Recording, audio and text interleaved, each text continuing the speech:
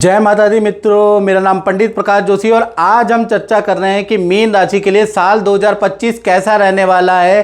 साल 2025 में क्या स्थिति होगी। अभी शनि की पहली 7.5 आप पे प्रारंभ है। थोड़ा सा आपके काम रुक रहे हैं। पिछले 2-2.5 साल से आप परेशान चल रहे हैं। कर्जा ज़्यादा बढ़ गया है, धन की स्थिति बहुत अच्छी नहीं है, पद प्रमोशन नहीं मिल पा रहा है, रोजगार बढ़िया नहीं मिल पा रहा है। अब साल 2025 में बहुत सारी घटनाएं हो रही है। बृहस्पति का राशि परिवर्तन, शनि का राशि परिवर्तन, ऊपर से साल नया।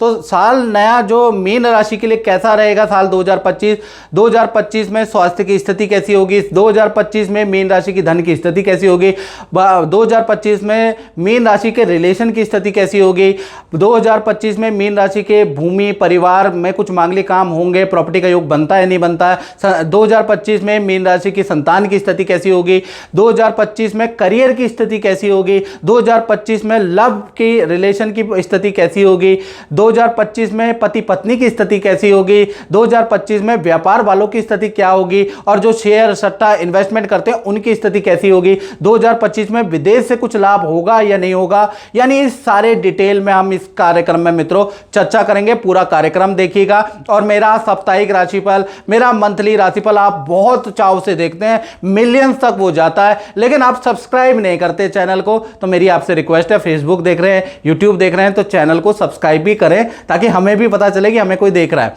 तो अब हम बात कर लेते हैं साल 2025 में। 1 जनवरी 2025 में एक कुंडली बनती है जिसको हम वर्षेश कुंडली कहते हैं। उससे पूरे साल का आकलन किया जाता है। तो ये आपकी वर्षेश कुंडली है जो आप देख रहे हैं।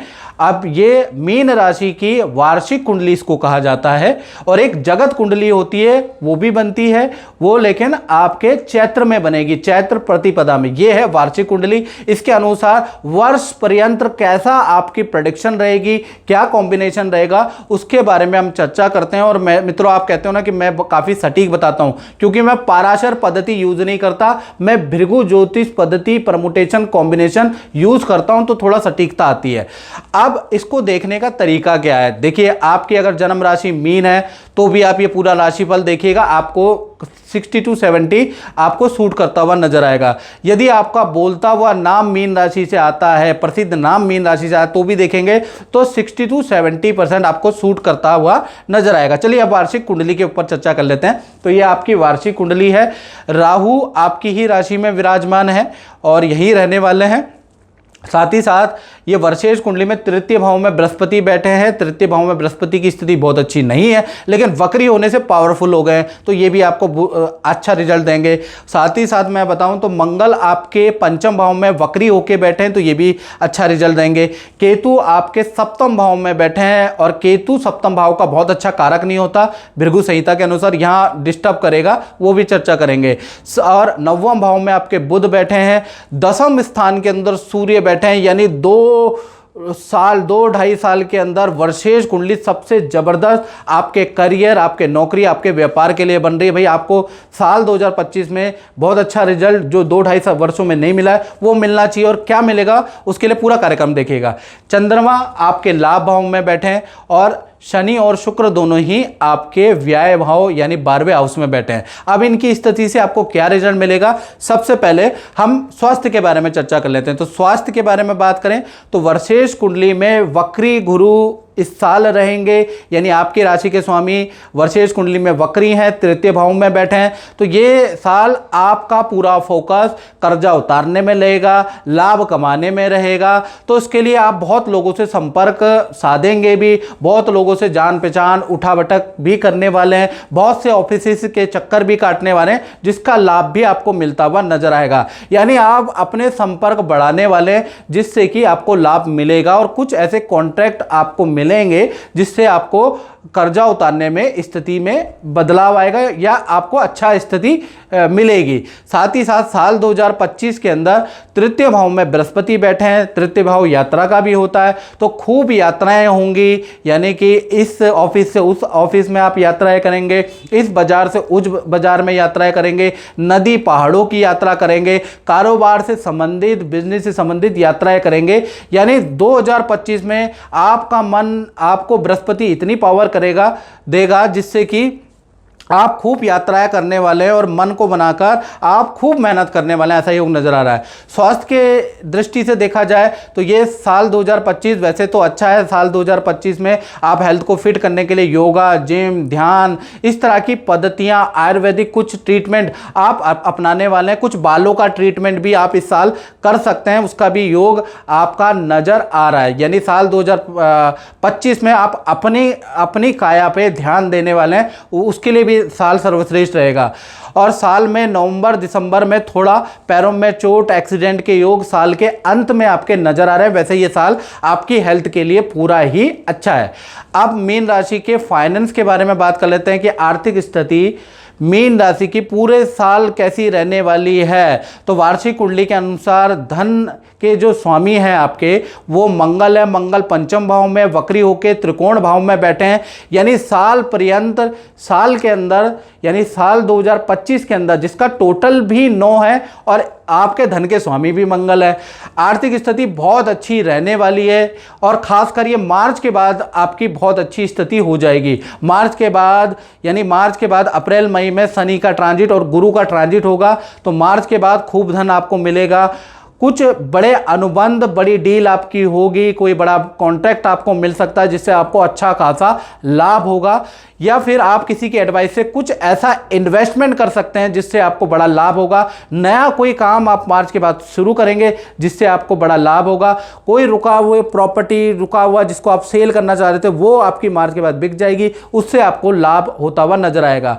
तो कुल मिला के धन की स्थिति जनवरी फरवरी में तो भागादौड़ी रहेगी। जनवरी फरवरी के अंदर खर्चे ज़्यादा रहेंगे। जनवरी फरवरी के अंदर एक एक पैसा निकालना भारी रहेगा, मैं पहले ही आपको बता दूं।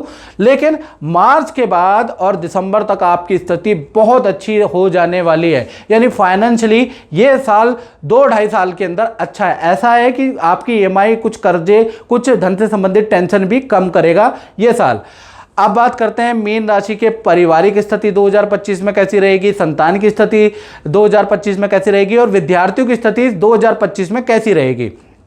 तो वार्षिक कुंडली के अनुसार यानी कि 2025 में आपका स्थान परिवर्तन का योग नजर आ रहा है। एक जगह से दूसरे शहर में आपका स्थान परिवर्तन का योग नजर आ रहा है, यानी कि आप स्थान परिवर्तन कर सकते हैं। साथ ही साथ 2025 में प्रॉपर्टी खरीदने के या प्रॉपर्टी के निर्माण करने के आपके योग मीन राशि के प्रबल बन रहे हैं और वो पूरे साल के शुरुआत से ही स्थान परिवर्तन, प्रॉपर्टी के योग नजर आ रहे हैं। संतान के लिए अगर देखा जाए तो ये जो साल है ये फील्ड चेंज का साल नजर आएगा। छोटी संतान के स्कूल के चेंज के योग नजर आ रहे हैं, या तो आप स्कूल चेंज कराएंगे या ट्यूशन चेंज कराएंगे, ऐसा योग नजर आ रहा है छोटी संतान का। और जो बड़ी संतान है जिसकी उम्र 18 की है या 18 से ऊपर है, तो उनका साल 2025 में वाहन खरीदने के योग नजर आ रहे हैं।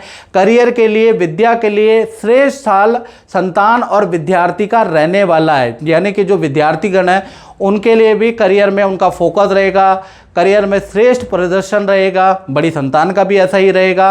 साथ ही साथ माता पिता से कुछ इच्छाएं पूर्ति होंगी, यानी वाहन का योग आपका बनता है। तो चाहे छोटी संतान है चाहे बड़ी संतान है, संतान के लिए साल 2025 बहुत बेहतर है। परिवार के लिए साल 2025 बहुत बेहतर है। हालांकि स्थान परिवर्तन का योग जनवरी से ही बन रहा है। अब बात कर लेते हैं मीन राशि के दाम्पत्य जीवन के बारे में। यानी दाम्पत्य जीवन यानी साल 2025 कुंवारों के लिए कैसा रहेगा, साल 2025 जो प्रेमी प्रेमिका है, लव कपल है, उनके लिए कैसा रहेगा, साल 2025 पति पत्नी के लिए कैसा रहेगा।